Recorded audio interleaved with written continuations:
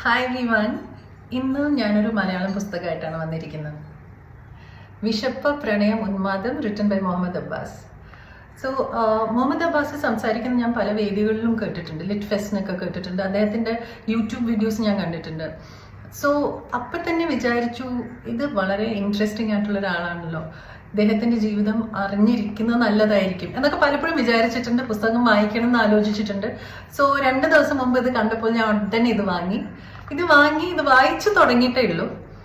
അതുകൊണ്ട് ഇതൊരു book review അല്ല. പക്ഷേ ഈ ബുക്കിൽ ഈ ലേറ്റസ്റ്റ് എഡിഷന് വേണ്ടി മുഹമ്മദ് അബ്ബാസ് ഒരു ഫോർവേഡ് എഴുതിയിട്ടുണ്ട്. അപ്പോൾ അതിലെ കുറച്ച് ലൈൻസ് എനിക്ക് വളരെ ഇൻട്രസ്റ്റിംഗ് ആയിട്ട് തോന്നി. അത് നിങ്ങളുടെ കൂടെ ഷെയർ ചെയ്യണമെന്ന് തോന്നി. അതുകൊണ്ട് മാത്രമാണ് ഞാൻ ഈ വീഡിയോ എടുക്കുന്നത്. മുഹമ്മദ് അബ്ബാസ് പറയുന്നത് അദ്ദേഹം ഒരു എഴുത്തുകാരനല്ല എന്നാണ്. അദ്ദേഹം ജീവിതത്തിൽ മുൻപോട്ട് പോകാനായിട്ട് ഒരുപാട് കാര്യങ്ങൾ ചെയ്തിട്ടുണ്ട്. ഈ ബുക്കിന്റെ ബ്ലോഗിൽ തന്നെ പറയുന്നത്, സ്റ്റീൽ പ്ലാന്റിലെ ഖലാസിയും ഹോട്ടൽ ശുചീകരണക്കാരനും പെയിന്റിംഗ് തൊഴിലാളിയും ഒപ്പം വായനക്കാരനും.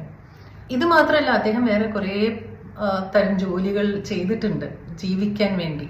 അപ്പോൾ അദ്ദേഹത്തിന്റെ എക്സ്പീരിയൻസസിന്റെ ഒരു ബുക്കാണിത്. ഒരു മെമ്മോസ് എന്ന് വേണമെങ്കിൽ പറയാം. അദ്ദേഹത്തിന് ചുറ്റും നടക്കുന്ന കാര്യങ്ങൾ കണ്ടത് അതെല്ലാം ഈ ബുക്കിലുണ്ട്. സോ ഫോർവേഡ് ഞാൻ ഇപ്പൊ ഫോർവേഡിന്റെ ഒരു ഭാഗമാണ് കേട്ടോ, അത് ഫുള്ളല്ല, ഒരു ഭാഗം മാത്രം. അത് ഞാൻ ഇപ്പൊ ഷെയർ ചെയ്യാം. സോ മുഹമ്മദ് അബ്ബാസ് എഴുതുന്നു, എച്ചിൽ മേശകൾ തുടച്ചും ലോട്ടറി വിറ്റും റോഡ് പണിയെടുത്തും ടാപ്പിംഗ് ചെയ്തും പെയിന്റ് പണിയെടുത്തും അവൻ ജീവിച്ചു. ആ ജീവിതത്തിൽ അവന്റെ കാലിൽ തറച്ച മുള്ളുകളുടെ, ഹൃദയത്തിൽ പൊടിഞ്ഞ ചോരയുടെ അടയാളങ്ങളാണ് നിങ്ങൾ ഇനി വായിക്കാൻ പോകുന്നത്. നിങ്ങൾ ഇതിൽ സാഹിത്യ ഭംഗി തിരയരുത്. ബോർഡ് വായിക്കാൻ അറിയാതെ ബസ് മാറി കയറി വഴിയിൽ ഇറക്കി വിടപ്പെട്ട ആ കുട്ടി വഴിതെറ്റി നിങ്ങളുടെ വായന മുറിയിലേക്ക് വന്നതായി കരുതി അവനോട് ക്ഷമിക്കുക. വലിയ വലിയ അനുഭവങ്ങളൊന്നും തീരെ ചെറിയ ഈ ജീവിതത്തിൽ നിന്ന് എനിക്ക് നിങ്ങളിലേക്ക് പകരാനാവില്ല. ഇതിന്റെ വായനയിൽ എവിടെയെങ്കിലും നിങ്ങൾ ഇടറി നിന്നാൽ, നിങ്ങളുടെ നെഞ്ച് കനത്താൽ, ആ സങ്കടങ്ങളൊക്കെയും അനുഭവിച്ചു തീർത്തവന്റെ ജീവിതത്തെ ഓർക്കുക. ജീവിച്ചു എന്നതിന് ഈ ഭൂമിയിൽ അടയാളങ്ങളൊന്നും ബാക്കിയാക്കാതെ മരിച്ചു പോകുന്ന ലക്ഷോപലക്ഷം മനുഷ്യരിൽ ഒരുവനാണ് ഞാനും. ഞങ്ങൾക്ക് മേൽവിലാസങ്ങളില്ല, പരിഭവങ്ങളില്ല, ആനന്ദങ്ങളും ആഘോഷങ്ങളുമില്ല, അവകാശവാദങ്ങൾ ഒട്ടുമില്ല.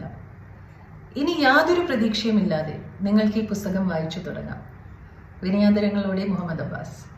എനിക്ക് ഇങ്ങനത്തെ പുസ്തകങ്ങൾ കാണുമ്പോൾ തോന്നുന്നത് നമ്മൾ പലരുടെയും ജീവിതത്തിനെ കുറിച്ച് അറിയണം, ജീവിതങ്ങളെ കുറിച്ച് അറിയണം.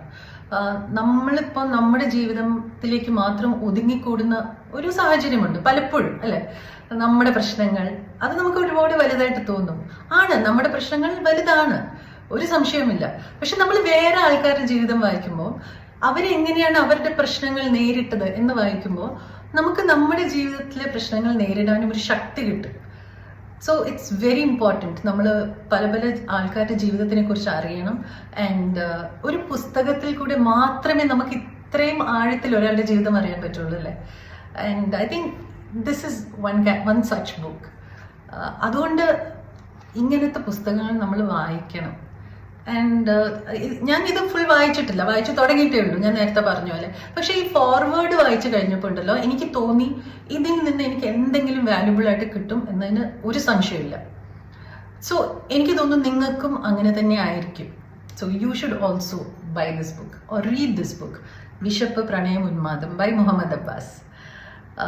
സോ അത് പറയാൻ വേണ്ടി മാത്രമാണ്, നിങ്ങൾ ഈ ഫോർവേഡ് വായിച്ച് കേൾപ്പിക്കാനും ഇങ്ങനെ ഒരു ബുക്ക് ഉണ്ട്, നിങ്ങൾ അത് വായിച്ചു നോക്കൂ എന്ന് പറയാനും കൂടിയാണ് ഞാൻ വന്നത്.